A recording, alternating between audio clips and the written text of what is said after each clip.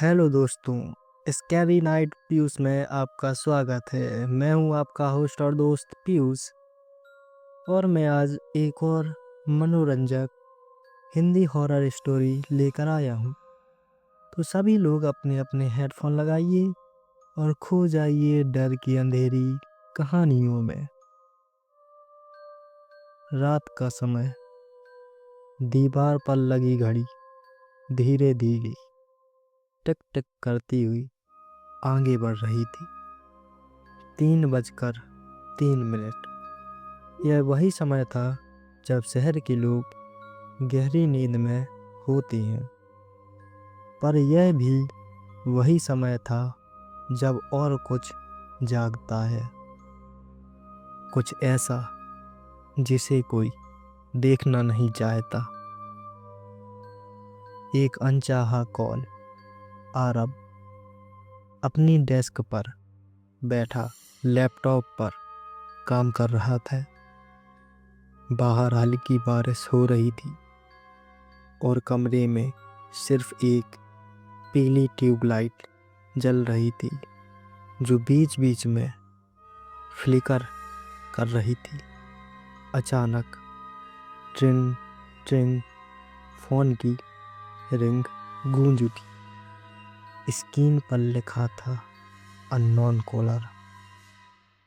आरब ने माथा सिकोड़ लिया। इतनी रात को कौन? उसने फोन उठाया। हाँ, हेलो। दूसरी तरफ सिर्फ धीमी सांस की आवाज, जैसे कोई सांस फोन पर नहीं, कान के बहुत पास ले रहा हो।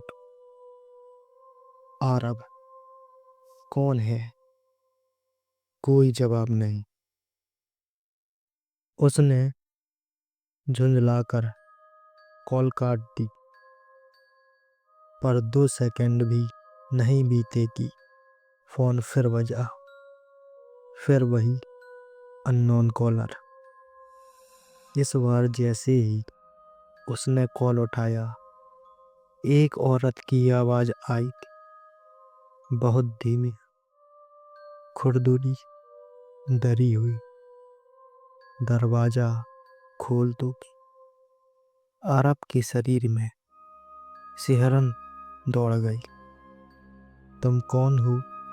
परेशान मत करो, बोलकर उसने फोन फिर काट दिया।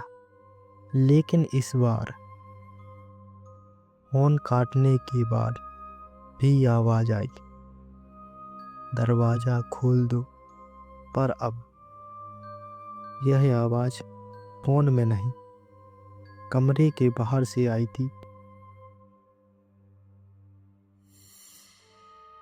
आरब तुरंत खड़ा हो गया।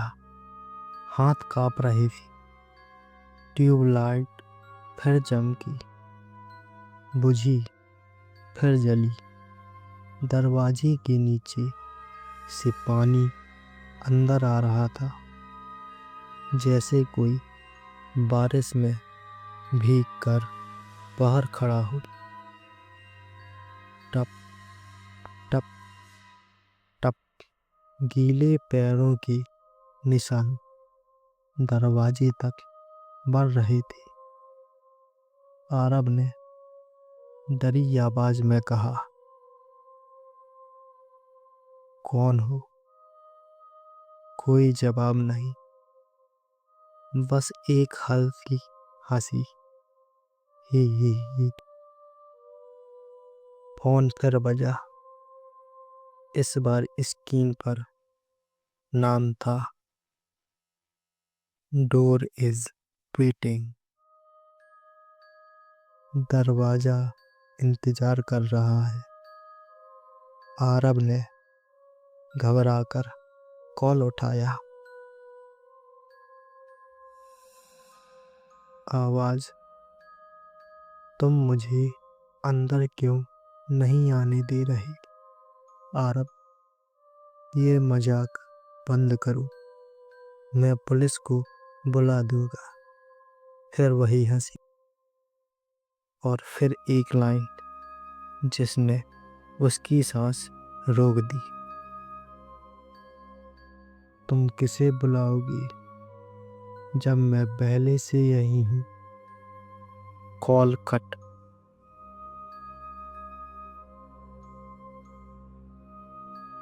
आरब पीछे हटा।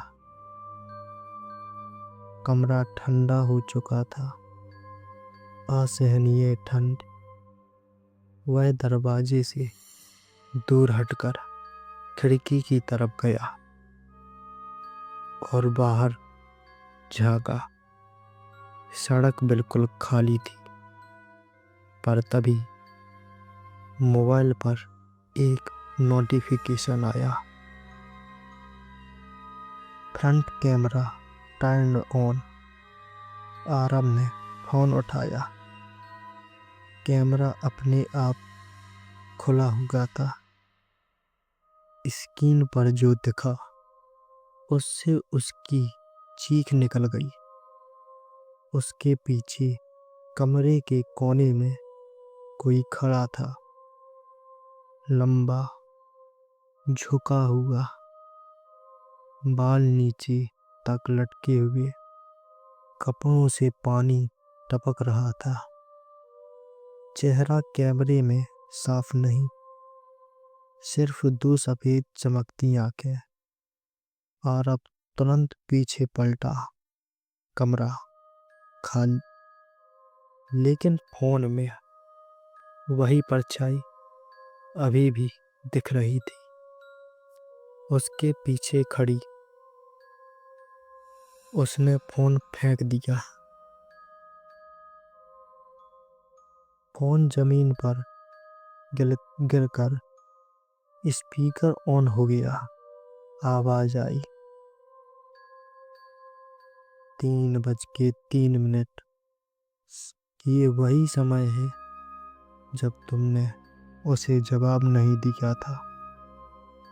आरब चीखा, किसे? क्या चाहते हो तुम?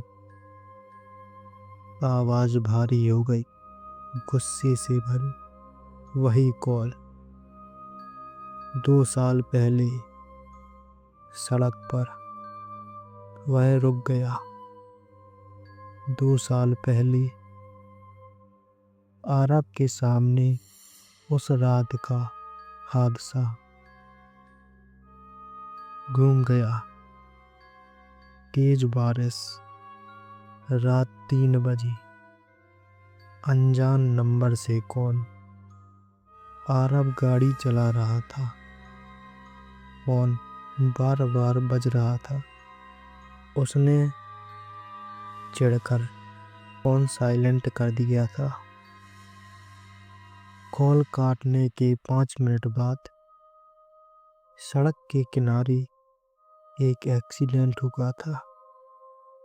एक लड़की बारिश में भीगती मदद की आस में फोन मिला रही थी, और वही आखिरी कॉल आरब का नंबर था, क्योंकि गलती से उसी का नंबर मिल गया था और उसने कॉल नहीं उठाई थी। मदद नहीं पहुंची और लड़की मर गई। Flash light झिलमिलाई।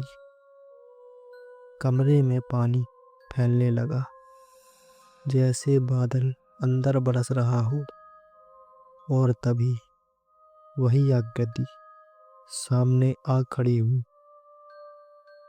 इस बार साफ, आधी भीगी साड़ी, गर्दन एक तरफ झुकी, चेहरे पर चोट के निशान, आंखें सफेद। उसने गीली उंगली से आरब के कमरे की दीवार पर लिखा, missed call, missed life. Call miss की, जान मिस कर दी। आरब रोने लगा, कांपते हुए बोला, मुझे माफ कर दो, मुझे पता नहीं था। पर वह धीरे धीरे उसके करीब आ रही थी। फर्श पर पानी की लहरें उसके कदमों से बढ़ रही थीं।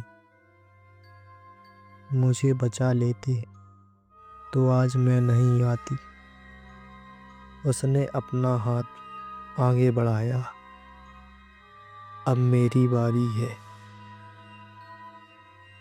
अगली सुबह पुलिस को आरव के घर से बस उसका फोन मिला।